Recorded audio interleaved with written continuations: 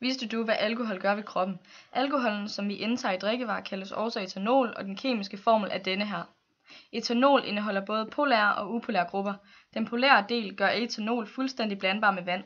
Da fedt er upolært, kan alkoholen opløse det fedt, vi har i hjernen, så blodet fra hjernen løber ud i kroppen. Hvis det sker, dør hjernecellerne. Du mister faktisk hjerneceller hver gang, du drikker alkohol.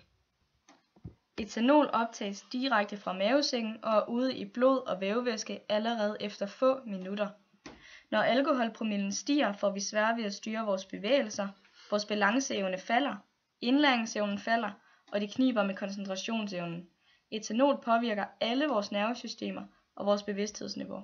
Dette er årsagen til, at man kan blive svimmel og have svært ved at fokusere, når man er fuld.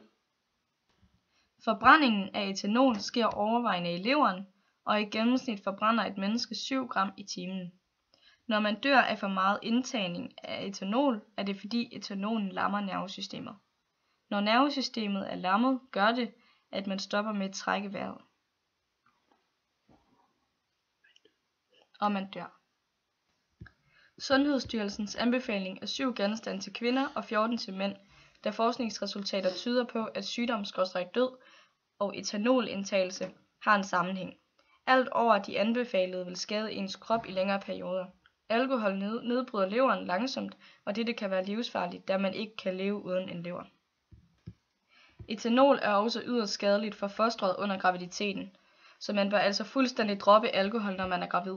Alt andet er uacceptabelt over for ens kommende barn. Unge mellem 15 og 25 år drikker i gennemsnit 7,4 genstande i løbet af en typisk uge.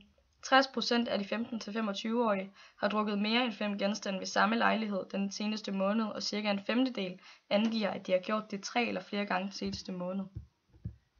Men hvorfor vælger de danske unge at drikke så meget? 1. 58% gør det, fordi det er socialt og hyggeligt. 2. 37% gør det, fordi det er festligt og sjovt. 3. 25% gør det på grund af smagen og nydelsen. Alkoholkulturen er et stort samfundsproblem. Over 6.300 mennesker dør af for meget etanol hvert år. 585.000 har et skadeligt forbrug af alkohol, og 140.000 er alkoholikere. Tager vi danskere ikke etanol alvorligt nok? Næsten alle unge har stiftet bekendtskab med alkohol, inden de rammer 18-19-årsalderen, og over halvdelen af dem drikker 10 genstande mindst 1 gang om måneden. Alkohol er skadeligt for kroppen, og et så stort forbrug, som vi har i Danmark, er livsfarligt. Det bør alle huske. Sjov uden alkohol, det kan sagtens lade sig gøre.